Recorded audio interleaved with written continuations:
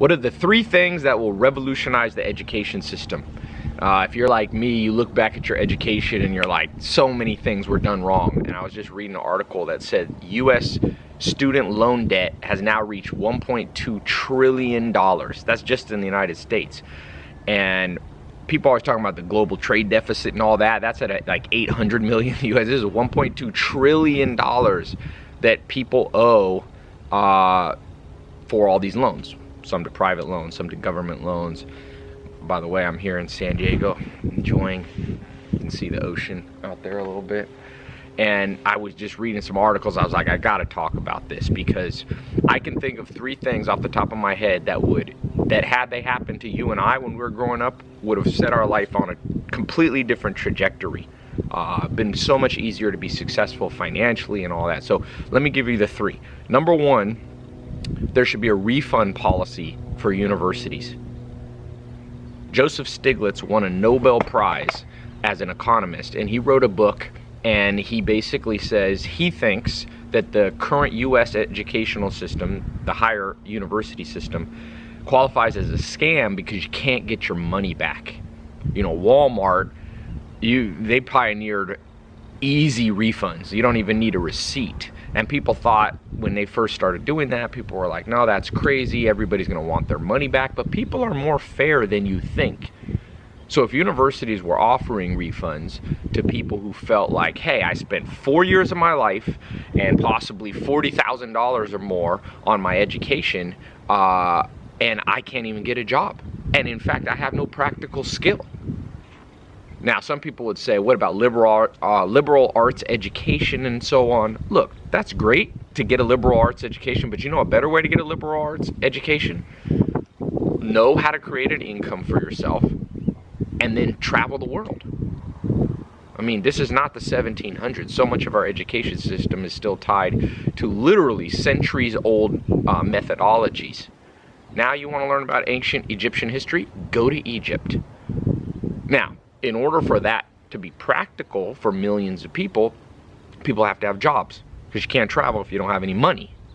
So this refund policy would force universities to focus down on, at the end of 4 years and 40 grand spent, people feel like, yes, I'm now going to get a return on my money. And they could have a refund policy with some fine print that says, you know, if you're able to get a job in the field that you majored in, then you can't qualify for the refund. That would eliminate people who try to cheat the system. But for people who go and they go to school and then they come out and they can't get a job and they're part of $1.2 trillion, that's $1,200 billion in debt. This is a major problem. Heads roll over $100 billion. We're talking now 10 times that, 12 times that.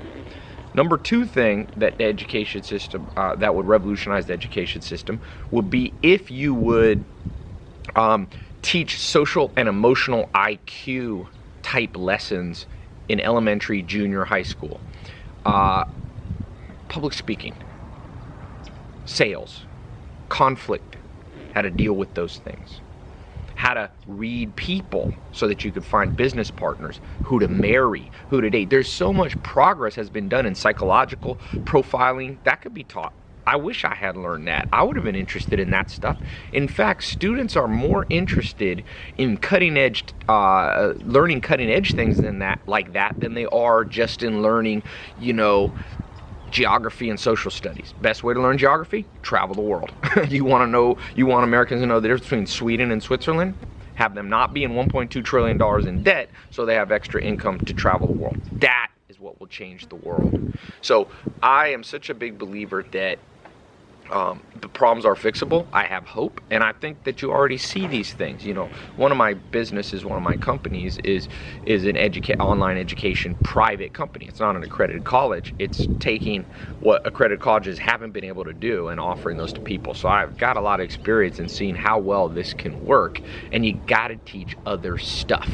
You can't just teach geometry, isosceles triangles. You can't just teach rote memory history, like, you know, Civil War starts this year, ends this year. You can't just do that. You can't just make people memorize what the capital of each state is. If you need to know the capital of Montana and you don't know it, it's not life-threatening. It's not career-ending. You can Google it. But if you don't have a practical skill, how to start a business, or if you're an employee, how to rise up in that business, if you don't have tangible skills in a career, you're not gonna make any money. And one of my family members went to school, spent like 50, 60 grand in debt, 4 years for a Spanish degree. And I said, why don't you just go live in Spain? You can actually get paid to learn Spanish, and you'll learn better Spanish. You'll learn it faster. You'll learn it and it'll be more fun. So if if the modern education system had an emphasis on practical skills all the way through, in addition to some abstract stuff, you're going to need some math, you're going to need a little bit of geometry and all that. Some of it's okay, but it's too much.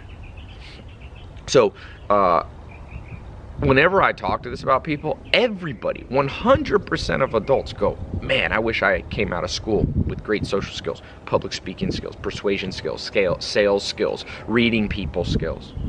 Which brings me to my third point. The third thing that would revolutionize the education system is if there was personalities, a series of personality tests, because different tests aren't 100% accurate and they test for different things. These tests would go, a battery of tests that students got from age 6 years old to 18 in the junior high and high school and elementary system. So you're talking, you got 12 years to administer these tests. You don't have to do them all in one day. Then you would take the results and adjust accordingly what you teach the kids and how. Two things, what you teach them and how.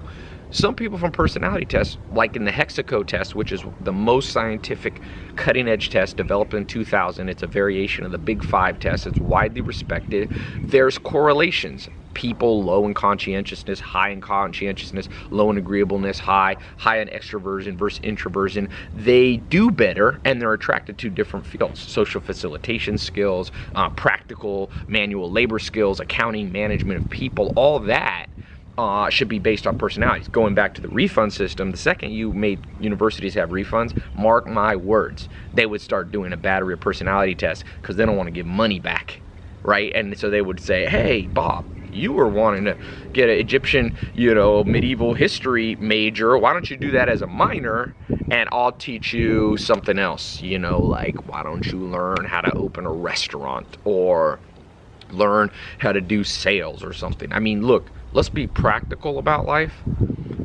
You're going to have to know some down-to-earth skills to make it. Everybody does. They should be teaching real estate, investing. All these things should be taught. These are the kind of things that you're going to need from the day you graduate high school until the day you die. And because these three things have not been implemented, you see massive problems in the world, whether it be economic growth issues, whether you see recession, even wars and crime at the root of this, the issues around the world in inner cities, all this stuff that you see in the news now. You know what fixes this? People who have a livable income don't commit much crime. Occasionally they do, and there's some white collar crime, but trust me, the majority of crime is desperate people. And sometimes you can't blame them. If you're hungry and you got to feed your family, and you have no options because the education system doesn't give you any options, people resort to all kinds of things that affect all of us, whether you're rich or poor. So this is a plan that will help the poor, middle class, the rich. It doesn't discriminate. It doesn't differentiate by gender or sexuality or anything. This is the cutting edge way that education should be taught. And going back to the personality test, not only would you find out what people have natural affinities for using personality tests, but in addition, you would teach them differently. Not everybody learns the same way. It's a fact. Some people are audio learners, some are visual, some are kinesthetic. Peter Drucker talks about this in his book, Managing Oneself. You have to know how you learn. But if the education system is always sit at a desk, listen to a lecture, have a book, it's already failed the majority of people because the majority of people do not learn that way. And so by doing personality tests, you could separate out how people learn. And this wasn't possible 100 years ago. It's because you might be listening and go, Ty, that's not practical. Oh, it's practical now. We have computers. We could put man on the moon. We have GPSs. We have this iPhone here. Where is my iPhone? Scratch that. I don't know where my iPhone is. Oh, here it is. This phone right here is more powerful than a rocket ship was in the 1960s. You telling me with all the technology we can't use computers, we can't use iPads, we can't use tablets, we can't use live streaming to bring customized education? This is completely false and giving up too easy. And what happens is the education system has inertia, and it's just doing business with minor changes. There's been some improvement in the education system naturally as we progressed, but it's not enough. It hasn't kept up with the pace of advancement in the world in other fields. Think how much better medicine is.